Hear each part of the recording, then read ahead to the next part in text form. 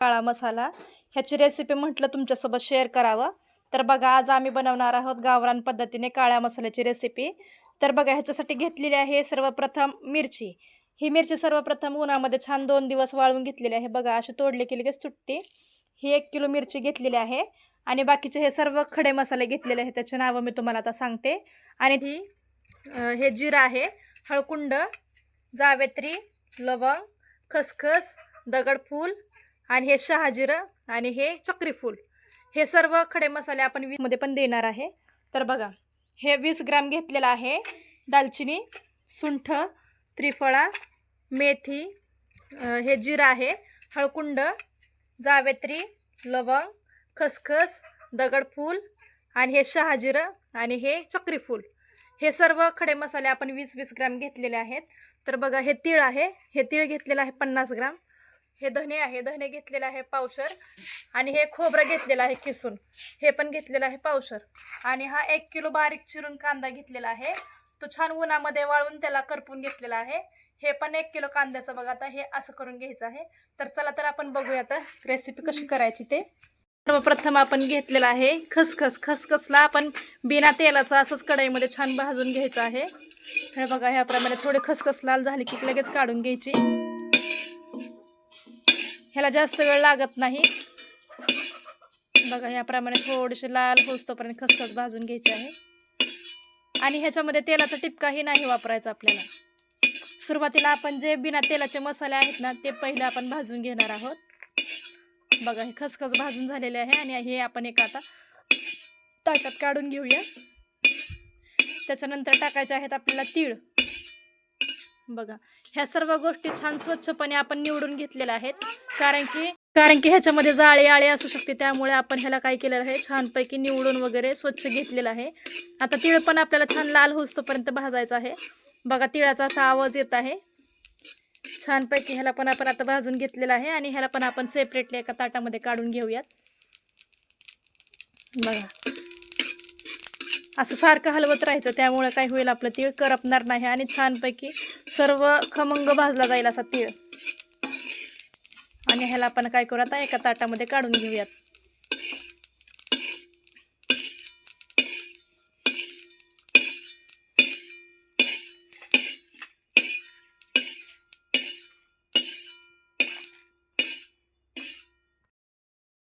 आता खडे मसाले थोडेसे आचेवरती भाजून घ्यायचे आहेत, त्यामुळे त्याचा आपल्याला सुवास आहे ना, छान गंध पसरेल आणि ते मसाले फुलतील. सर्व आपण घेतलेले मगाशी जे मसाले आहेत ना, ते आपण सर्व एकत्र करून टाकणार आहोत. बघा, ह्या पद्धतीने सर्व मसाले टाकलेले आहेत.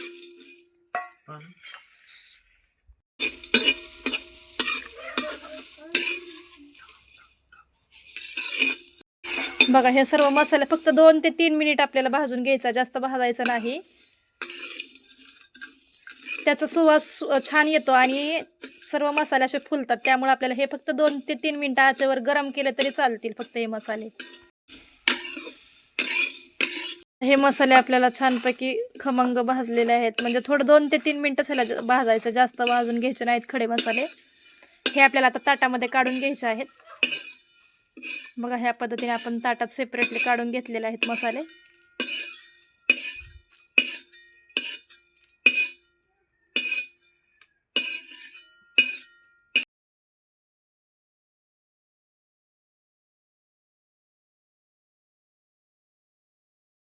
त्याच्यामध्ये आपण सुंठ टाकून घेतलेले आहे.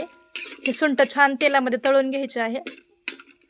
बघा, सुंठ तेलात टाकल्यानंतर छानपैकी अशी फुलते, डबल त्याची साईज डबलच होते. बघा, हे सुंठ आपण छान तेलात तळूनच घ्यायचे आहे.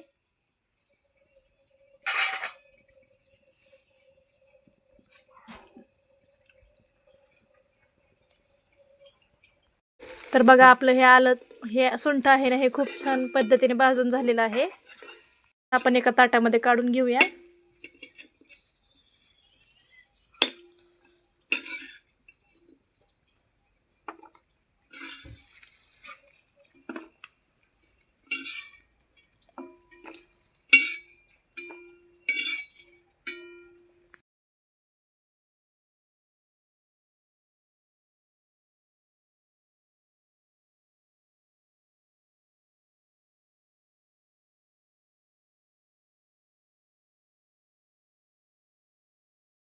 तर बघा हे हळकुंड छान भाजलेलं आहे.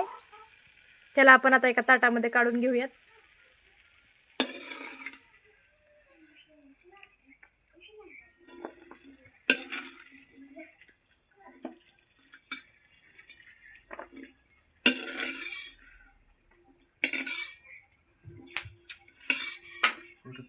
हे आपण तेजपत्र आहे ना, हे पण तळून घ्यायचं आहे तेलामध्ये. आणि हे दगडफूल, हे दोन्ही पण आपल्याला तेलामध्ये थोडंसं असं तळून घ्यायचं आहे. 2 ते 3 मिनटं ह्याला पण तळून घ्यायचं आहे.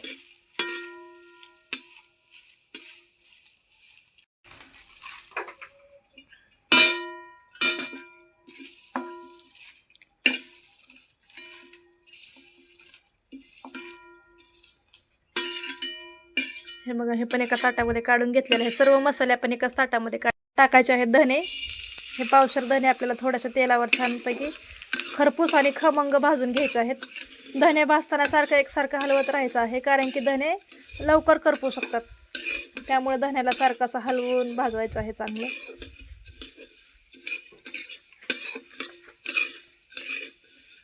बघा ह्याला एकसारखं छान भाजून घ्यायचं आहे. जरा लालसर ह्या रंगामध्ये त्याला भाजायचं आहे.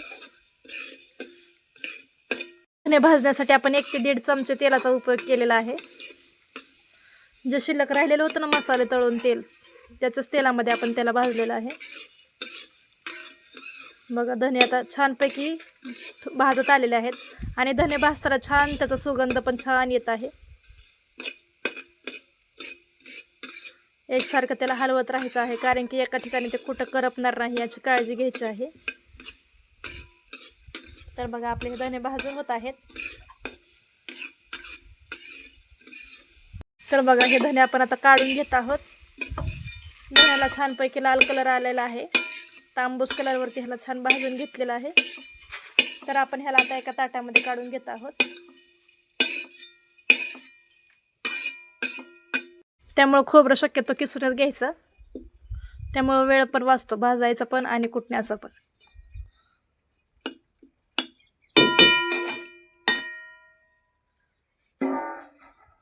खोबरं छान आपल्याला चॉकलेटी कलर होईस्तोपर्यंत, म्हणजे ब्राऊन कलर येऊस्तोपर्यंत त्याला भाजून घ्यायचं आहे.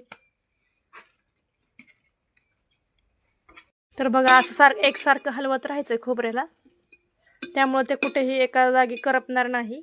सर्व ठिकाणी व्यवस्थित छान भाजलं जाईल. बघा आता खोबरं लालसर होत आलेलं आहे.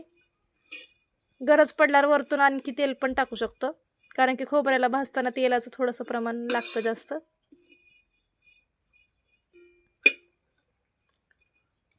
बघा हे खोबरं खरपूस छान भाजत आलेलं आहे.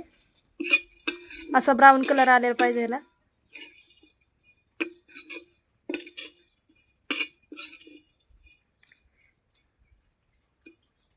बघा आता हे खोबरं छानपैकी ब्राऊन कलरचं होईस्तोपर्यंत आपण भाजून घेतलेलं आहे. आता हे खोबरं आपण एका ताटामध्ये काढून घेऊया. खोबरं जरी आपण काढलं तरी पण त्याची ती प्रोसेस आहे ना शिजण्याची, तळण्याची प्रोसेस चालूच राहते. तर बघा आपण ताटामध्ये आता हे खोबरं काढून घेऊयात ह्या पद्धतीने.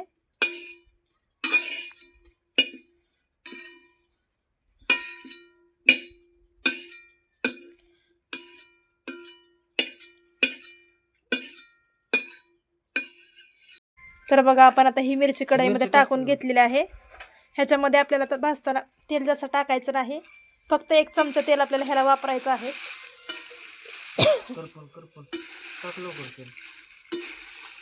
तर बघा आपण ही मिरची कढईमध्ये टाकून घेतलेली आहे. त्यात फक्त आपण 1 चमचा तेल टाकलेलं आहे. तर आपली ही मिरची छान भाजलेली आहे. आता आपण त्याला एका पातेल्यामध्ये काढून घेऊया. थंड करण्यासाठी ठेवायचं आहे आता.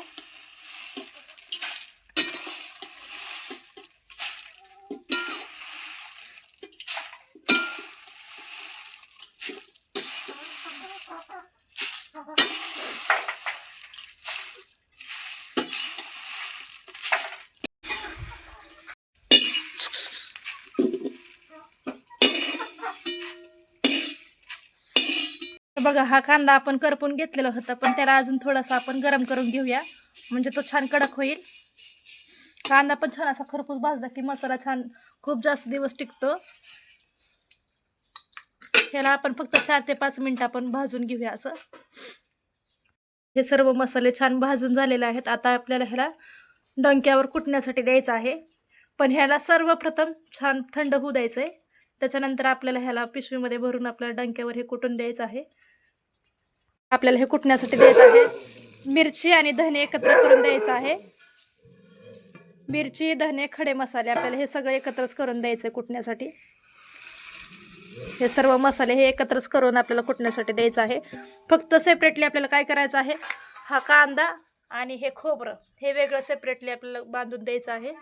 कारण की कांदा आणि खोबरं हे वेगळं ते मिक्सरवरती बारीक करून मग ह्या मसाल्यामध्ये मिक्स करतात.